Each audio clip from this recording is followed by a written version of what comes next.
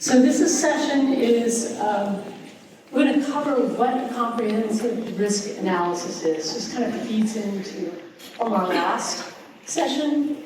And what's the importance of having a risk analysis in place to protect your facility, your collection. So in light of the recent news and all the catastrophic events that are happening, hurricanes, floods, political, social protests, tornadoes, and fire hazards, museum stakeholders should be asking themselves, is my facility prepared for a disastrous event? And what kind of disastrous events could be happening in my location? So fire hazards can be the most damaging event in a museum. And according to the NFPA 2019, fire departments responded to an average of 66 museum fires every year.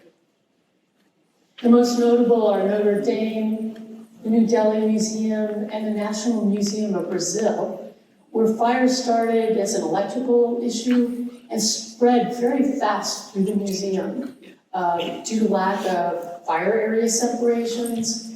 Fire pumps were malfunctioning. There wasn't enough water pressure to fight the fire. So these were catastrophic events. Floods and hurricanes. So some museums know that they are in peril. They're next to a river. They thought they had preparations. They moved their collections out of the basement.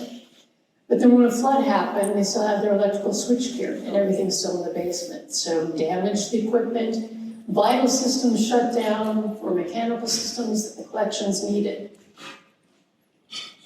And then there's vandalism and theft. You know, we've heard a lot about this lately.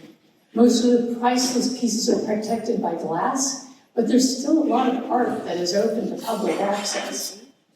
So we have a short amount of time, so we're going to do a high-level review of how stakeholders can work together using various tools and assessments to assess what your vulnerable risks are. How to get the biggest bang for your buck in determining your capital budgets for the museums and providing a plan in place. So today we have with us Steve Schneider, who's the director of our Fire Protection and Life Safety Group housed in the San Francisco office. We also have Courtney Valadecki, who is our director of ESG, which is Environmental, Social, and Governance, I believe, and Resiliency. And she's located in our Southern California office. So as I mentioned before, you know, we've done several museums throughout the country, including a museum in Manhattan. We've also looked at some of their storage facilities, which is very interesting. Their film storage out in Hamlin, their collection facility in Queens. What are the redundant systems that are needed in case of a disaster? So I'm going to turn this over to Steve and Courtney that are going to give you an overview of what is a comprehensive risk analysis and why you should have them in place. So you guys, comprehensive risk analysis, it's, a lot of people will question this and say, well, you know, my building already meets the codes, you know, we have a good relationship with the fire marshal, no problems there. The thing is that what a comprehensive risk analysis can do for you is help you determine how to protect the materials within your museum and the museum itself. What the codes are there to do are to mainly to protect life safety. So there's, what a comprehensive risk analysis is a quantitative and qualitative evaluation of hazards in the museum and the collections. And again, you're going to hear a lot of similar notes within this presentation as the last presentation, getting as many of your stakeholders involved. And in addition to the list that we provided before, I'd also recommend getting the public involved in this. So that some portion of the community would also be helpful just to help prioritize things. And you know, along with the SCA, this is another, it's a tool for your toolbox, a way to be able to present to your board or whoever's in control of money and just say, hey, you know, this is how we recommend that we prioritize our money. This is a graph just showing, you know, what we're trying to achieve by this. So over here, the right portion of here the top portion, that's a level of risk that we want that's risk that we want to identify that is able to be addressed either by operations or by some engineered fix to be able to prevent whatever disaster we're trying to prevent. And this is the number that we want to reach. Every museum is going to be different. Every cultural facility is going to be different as to what that point is where the risk becomes too not enough to justify with the money that you have available. So there's some different steps within identifying risk. Well, within the risk analysis, first is identifying the risks. This is one of the measurable ways of steps within the risk approach. So there's a couple different ways of doing it, but one is a checklist. This is similar to the last presentation. NFPA 909, NFPA is the National Fire Protection Association, has a list or has a couple different checklists. This is for potential threat assessment, and this is just really looking at your museum, looking at the area around it, and say what are the biggest threats to the museum and to the artifacts that we have within it. Yeah, so right now, there in the industry, there's a ASTM guide for developing property resilience assessments, and this is predominantly for climate and geological hazards.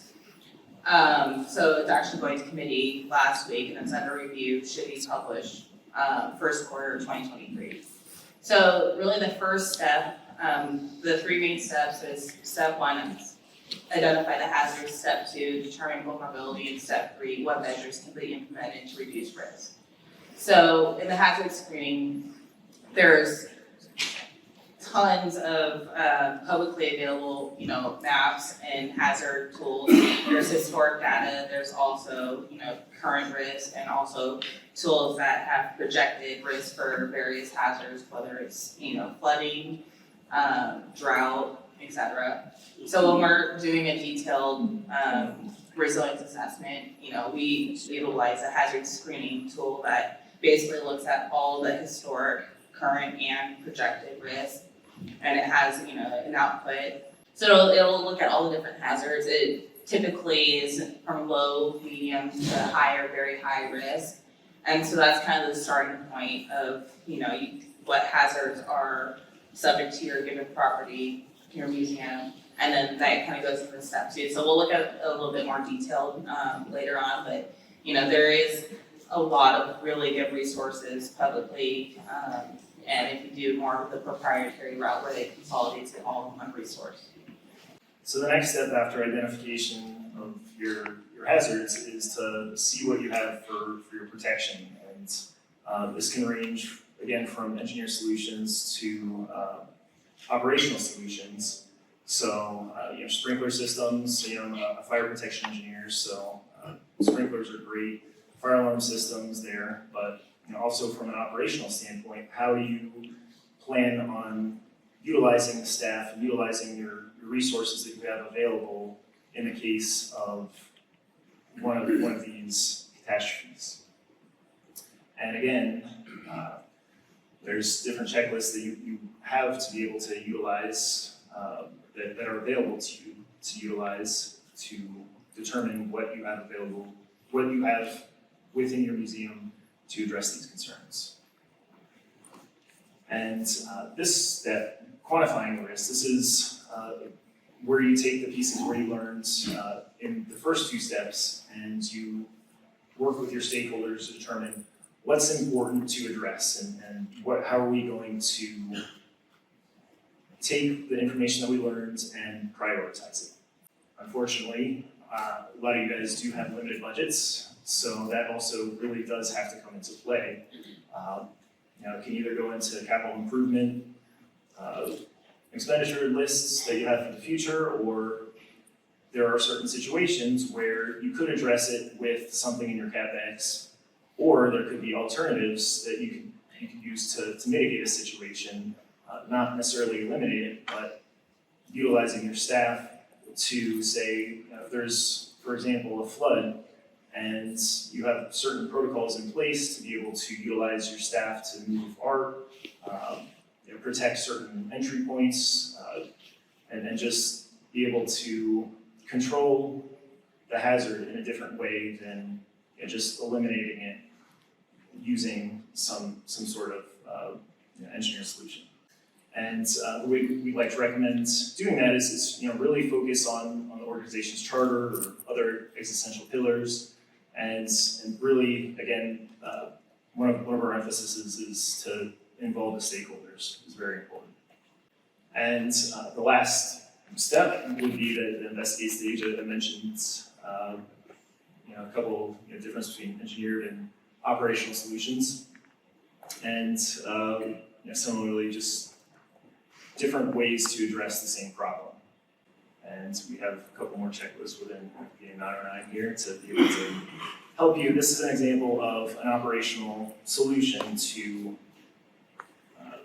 a problem, and just working with the staff that you currently have to minimize the risks within your facility to protect the artifacts that you have. And David had mentioned that they look at their facility condition assessment quarterly. So this checklist is a quarterly review of your systems. So if you wanted to look at the NFPA 909, that gives you sort of a quarterly review of your systems.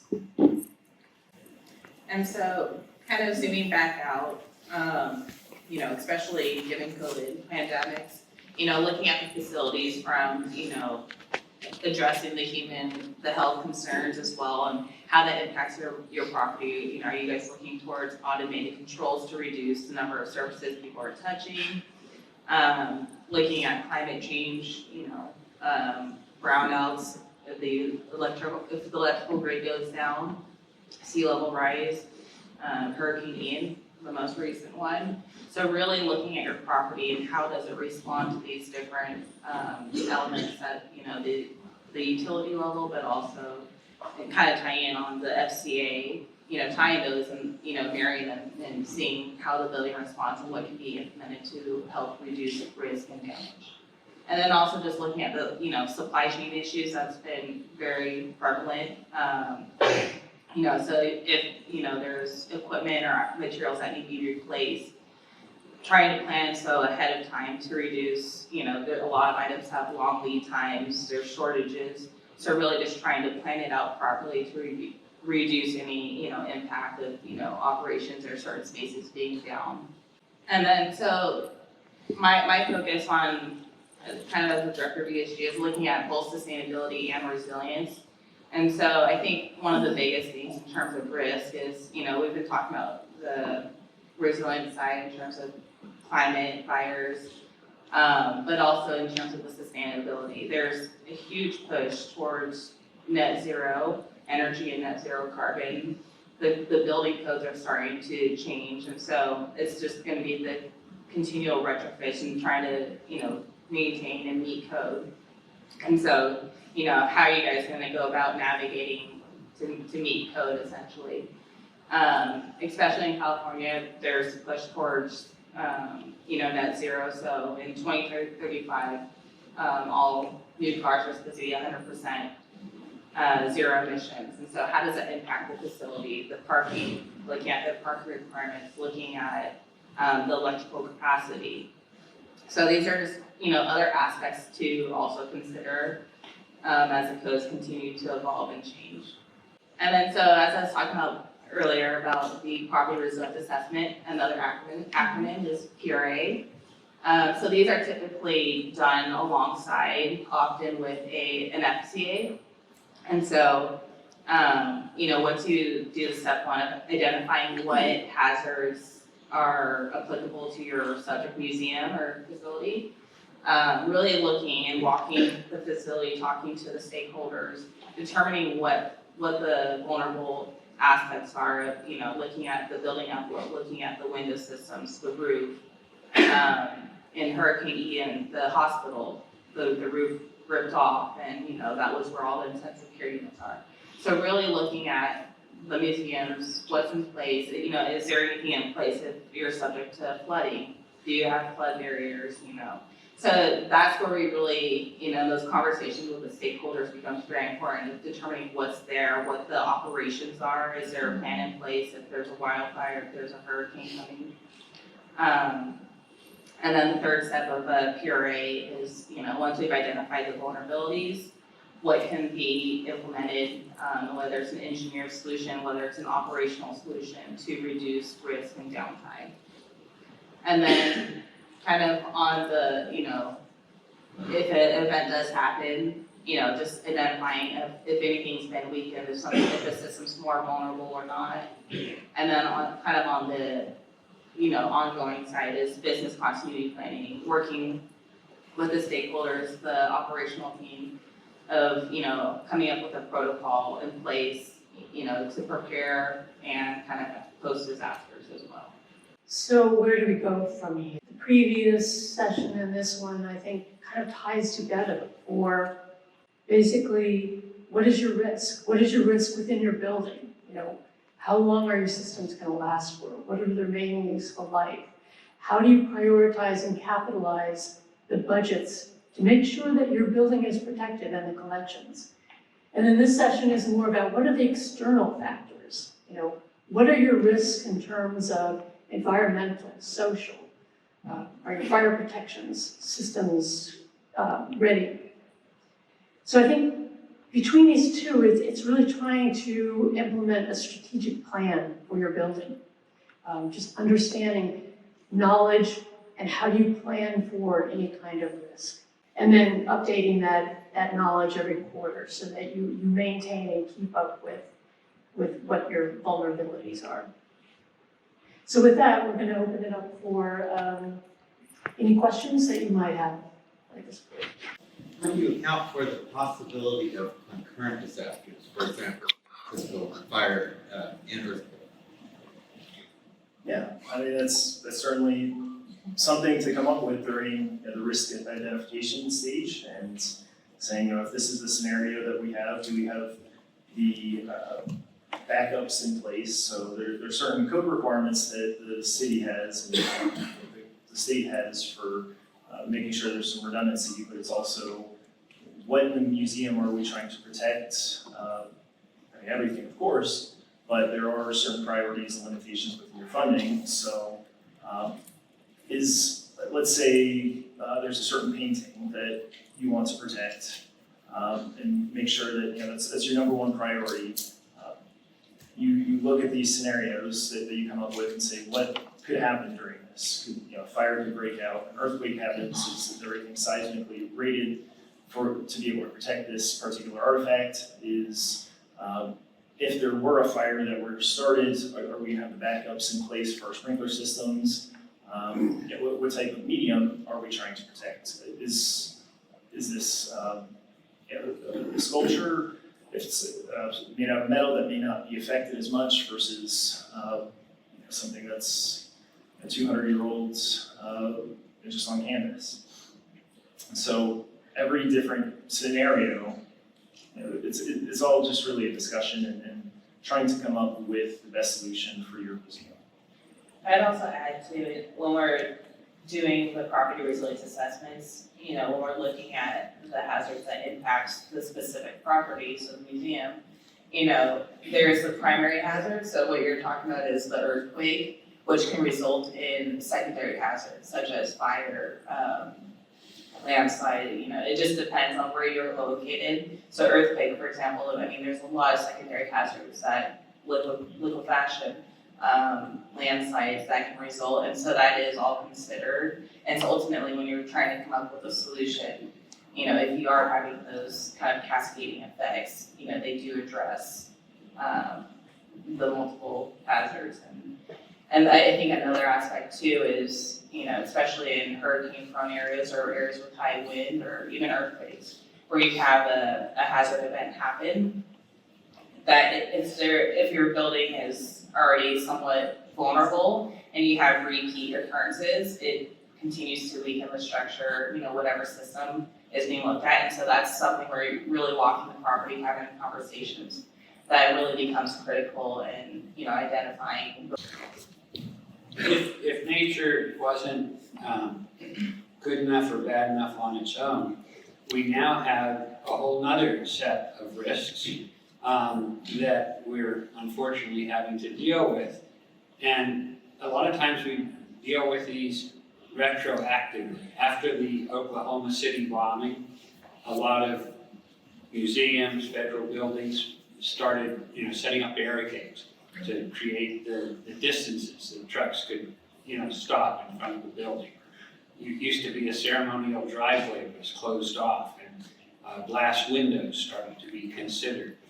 And then now we have all these shootings, right? So, are you protecting yourself against an active shooter or somebody putting a bomb in one of your trash cans? So there's this whole other human, right, intentional attack, so to speak, that I think needs to be part of risk analysis in today's world anyway.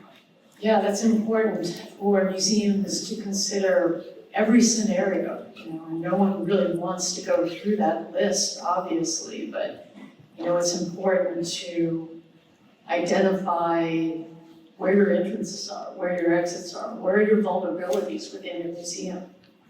Yeah, I mean, my goal with any risk analysis like that is for the stakeholders to understand the risk that they're taking on. They don't necessarily have to address it. Maybe you do nothing, and that's based off your budget, all that you can do at this point. And the thing that I don't want are people, just throwing their hands up in the air and saying, "Who knew this could have happened? We didn't ever think that this could happen to our facility." And that the whole point is to go through different scenarios and so that scenario. Hi, so I saw in one of your slides that you were talking about the pandemic, that is somehow a new concept for many of us. So I'm curious on what are you looking at in that category? I'm assuming probably like HVAC systems and how open or closed spaces are. But what else is involved in that assessment for a pandemic? Sure. So if your facility relies a lot on fees for people coming into the museum, that's going to be affected by a pandemic, and that will be something that is a consequence of this situation, and it will go into how you're going to address it. Are you going to put reserve funds away in case this happens, or again, it could be something where you understand that a pandemic could happen, but you really don't have the funds in place to set money aside at this point, but you make that decision as a group of stakeholders together. And why you can review our options, what are your options? So from minimal to maximal, what do you do with your mechanical systems? Do you change them out? Do you just change the filter? Do you, as long as you know and list out minimal to maximum, somewhere you can decide in between what your museum is going to do. What can you afford to do? Actually, can I add to your point? So one of the things that we noticed with the pandemic was the closure of museums, right?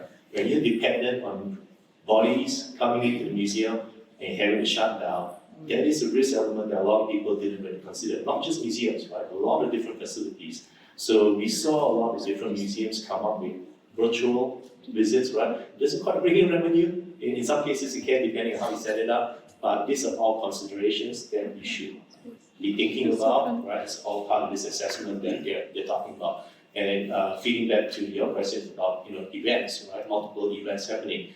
How many of you guys have museums with basements? Right, they're great, right? What do you use them for? Your archives, your libraries, you store all your bookshops down there. But in an event, there's earthquake, tornado, flood, right? Guess what gets hit first, right? Your basement. And a lot of times, your electrical infrastructures in your basement, your fire pumps are in your basement. So, with floods and hurricanes, like sometimes there are fires. So a lot of your systems, can be compromised, right? So thinking about that and putting in the redundant systems that you need, or rethinking how your infrastructure works, that's key. One of the things that Steve was talking about using his staff. So there was a case study where a flood happened to one of the museums, but because they had a plan in place, the museum staff took a lot of collections home, right? Obviously homes that weren't in the flood zone. So, there are ways where you can remediate or mitigate this risk by putting thought to it, and it doesn't always have to be an engineered solution that's going to cost you a lot of money. Did they bring the collection back? That's what everyone wants. You're still out there looking for that. That's a good question. I was just curious, could this work in conjunction with your insurance carrier? Developing this plan, would they be a key stakeholder?